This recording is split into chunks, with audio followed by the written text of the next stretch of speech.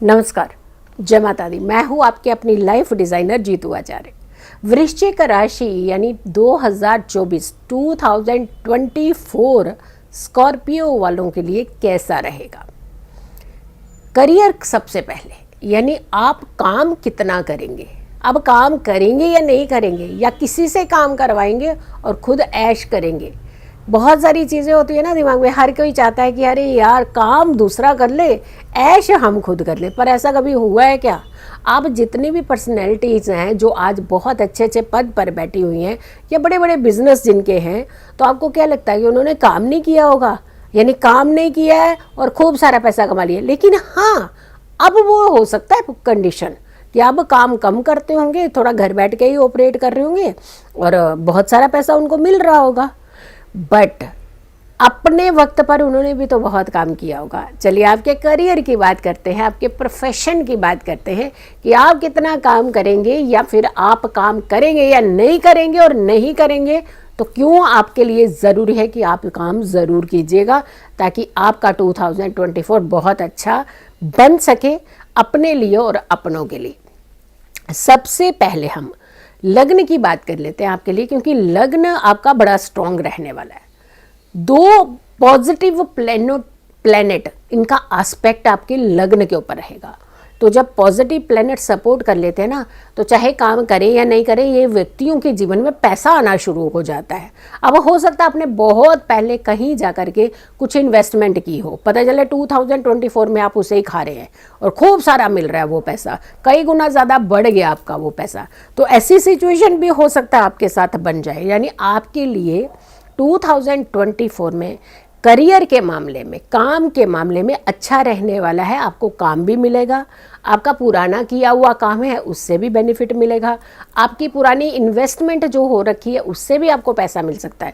यानी पैसा पैसा पैसा तो देखते हैं, अब आगे जाकर के आर्थिक स्थिति कैसी है उसके अकॉर्डिंगली बताएंगे। लेकिन हाँ, काम के मामले में अच्छा है। 2024 आप काम करेंगे, फ्री नहीं बैठेंगे, कहते हैं हाय ये वेले हैं, बिल्कुल इनके पास कोई काम नहीं है, बस ऐसे ही दूसरों को देखते रहते हैं, दूसरों की बातें करते रहते हैं। ऐसा कोई नहीं कहेगा आपको। डेफिनेटली आपकी रिस्पेक्ट, अरे देखिए कितना अच्छा काम इन्होंने वक्त से पहले किया ना, तो देखिए अब कितना अच्छा कमा रहे हैं, कितनी अच्छी अर्निंग कर रहे हैं, कितना काम करते हैं। तो पॉजिटिव इम्पैक्ट आपके ऊपर आना शुरू हो जाएगा और लोग आपको अच्छा समझेंगे। फाइनेंस, आर्थिक स्थिति बहुत ज़रूरी होती है। आर्थिक स्थिति को समझना बहुत ज़रूरी होता है। अब यहाँ प्रॉब्लम क्या होती है, कई बार इतनी तारीफ़ें हो जाती है ना, तो व्यक्ति ढीला हो जाता है। अच्छा मैं तो बहुत अच्छा काम करता हूँ ना, देखो मेरी कितनी तारीफ़ है। वो तारीफ़ के चक्कर में ही मर जाते हैं। यानी उनको डाइजेस्ट नहीं होती है अपनी तारीफ़, और जिसके चलते क्या होता है, वो काम का ही नुकसान करना शुरू कर देते हैं। अब काम का धीरे धीरे नुकसान करने लग जाते हैं। ऐसा नहीं कि काम तो चल करके आया, दरवाज़ा खोलोगे तभी तो अंदर आएगा काम। आप दरवाज़ा ही नहीं खोल रहे हो अपने काम के लिए, आप खुद उठ ही नहीं रहे हो, एफर्ट्स ही नहीं कर रहे हो, तो आपके लिए अपॉर्चुनिटी तो मिल रही है, लेकिन आपने खुद अपने हाथ से ओवर कॉन्फिडेंस में आके अपना अपॉर्चुनिटीज़ को अपने हाथों से जाने दिया। अब जाने दिया अपॉर्चुनिटी, तो पैसा कैसे कमाएंगे? फिर आगे ना स्थिति आपकी कैसी, कर्ज लेने जैसी। यानी फुकट में ही आपकी तारीफ़ें जो है उसी के अंदर जी रहे आप, तो ये सिचुएशन भी बन सकती है आपके लिए। तो इसलिए बेटर है आप अटेंटिव रहिएगा। इसीलिए हम आपके लिए स्पेशली बता रहे हैं कि आपने ना हवा में नहीं घूमना है। अगर कोई आपकी तारीफ़ कर रहा है तो कोशिश कीजिए कि और ज़्यादा काम करने की, वरना आपकी स्थिति कर्ज की हो सकती है, आपका फाइनेंस बिगड़ सकता है। और जब फाइनेंस बिगड़ेगा, डेफिनेटली जब आप हवा में ही उड़ेंगे तो फाइनेंस तो आपका गड़बड़ाने वाला ही है।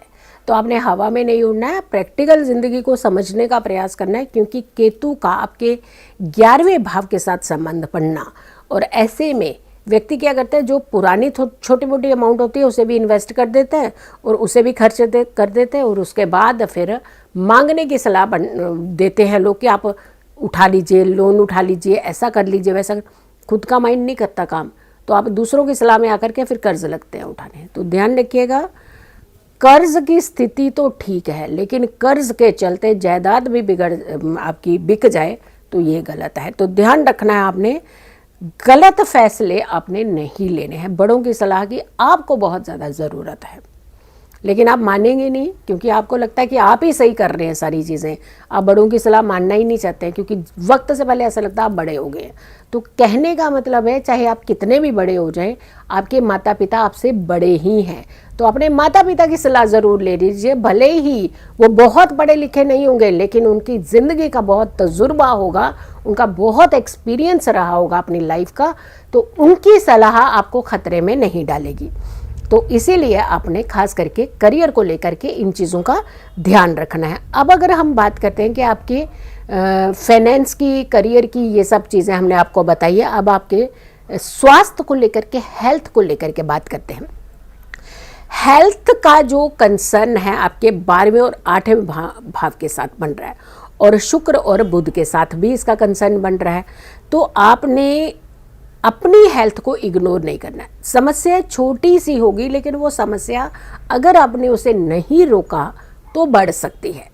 यानी मान लीजिए एक छोटी सी खांसी आपकी शुरू हुई, तो आपने क्या किया कि खांसी ठीक है, हो रही है, चलिए ऊपर से कोई परहेज़ नहीं किया, कुछ कुछ खाते रहे, खांसी है ठीक हो जाएगी, ठीक हो जाएगी, आपने कोई ट्रीटमेंट नहीं किया। चलिए ट्रीटमेंट नहीं किया, बट प्रिकॉशंस भी नहीं लिए, तो आप ये सोचिए वो खांसी पता नहीं कब को बहुत ज़्यादा एक डेंजरस खांसी बन जाए आपके लिए। तो आपने अपने ऊपर कंट्रोल करना है, अपने स्वास्थ्य को थोड़ा सा ध्यान देने का प्रयास करना है, और डॉक्टरी सलाह ले लेनी है। हाँ, डेफिनेटली गुरु का जब संबंध आएगा, इनके साथ कॉम्बिनेशन बन रहा है, तो वहाँ पे जाकर के थोड़ी सी रिलैक्सेशन भी आपको मिलेगी, ठीक भी होने लगेंगे।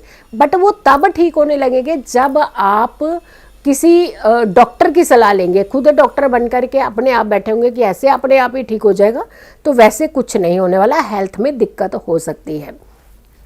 पारिवारिक लाइफ की बात करेंगे। चलिए आप पहले प्यार की बात कर लेते हैं। हम कभी परिवार की पहले बात करते हैं, कभी प्यार की बात करते हैं, तो आज प्यार की पहले बात कर लेते हैं। तो जो लोग प्रेम संबंधों में हैं, काफ़ी समय से हैं, और प्रेम संबंधों से इस रिश्ते को डाइवर्ट करते हुए शादी के बंधन में बंधना चाहते हैं, तो उनके लिए अच्छा समय है। घर में बात चला दीजिए, आराम से आपकी शादी जो है वो पक्की हो सकती है, और ये 2024 में ही आपकी शादी के योग बन सकते हैं।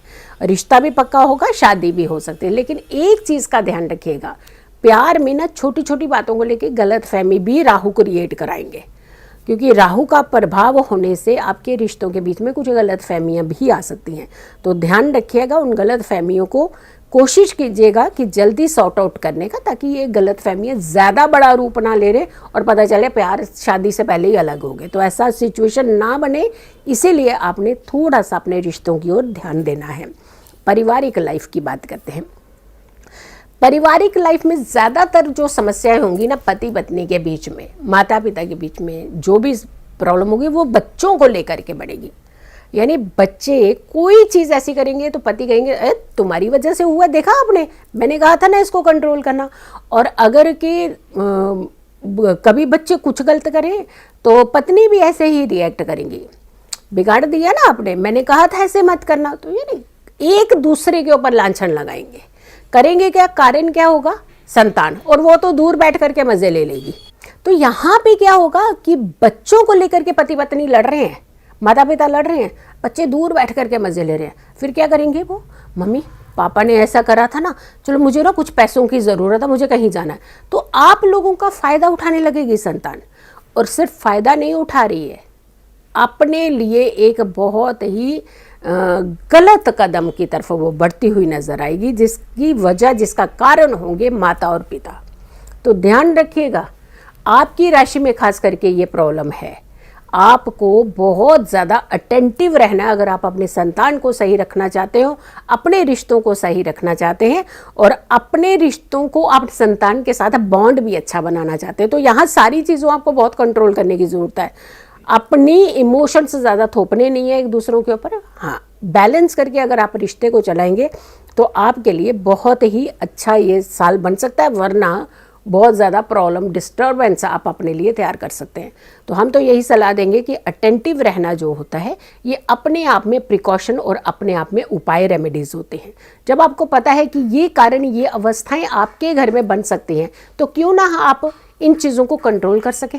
हम तो यही कहेंगे कि आप अटेंटिव रहिएगा, थोड़ा सा धैर्य रखिएगा ताकि 2024 को आप बेहतर बना पाएँ। हाँ, उपाय ज़रूर कीजिएगा। कॉपर का एक कड़ा वृश्चिक राशि वालों को राइट हैंड में ज़रूर पहनना चाहिए, या फिर कॉपर की रिंग भी पहन सकते हैं। मूंगा रत्न धारण करना चाहते हैं तो किसी विशेषज्ञ के, एक्सपर्ट की सलाह के बिना मत कीजिएगा, क्योंकि कुंडली में योग और उसकी अवस्थाएं ज़रूर देखी जाती हैं कि कौन सा मूंगा, कितना रत्ती का मूंगा और पहनना चाहिए या नहीं पहनना चाहिए, तो सलाह के बिना नहीं पहनना चाहिए। मंगलवार को हनुमान जी को अपने चमेली का तेल और गुलाब के फूल ज़रूर अर्पित करने हैं। इसके अलावा ज़रूरतमंद अगर कोई भी आपसे सहायता मांगे तो उनकी सहायता ज़रूर कीजिएगा। 2024 को आप फिर बेटर बना लीजिएगा। मेरी इस वीडियो को बहुत सारे लोगों तक ज़रूर पहुंचाइएगा। अगर चैनल सब्सक्राइब नहीं किया तो ज़रूर कीजिए, वीडियो शेयर कीजिए और मेरी आने वाली हर एक वीडियो को ज़रूर देखें, क्योंकि पूरा 2024 का राशिफल हर इंडिविजुअल राशि के हिसाब से हम बता रहे हैं। तो अगली आने वाली वीडियो को भी ज़रूर देखिएगा। पिछली जितनी भी वीडियो है, इनफैक्ट वो वीडियो भी शेयर कर सकते हैं। खुश रहें, स्वस्थ रहें, पॉजिटिव रहें। पॉजिटिव रहते हैं तो हर समस्या से हम दूर रहते हैं। जल्दी हाजिर होंगे एक अच्छी वीडियो के साथ। तब तक के लिए नमस्कार, जय माता दी।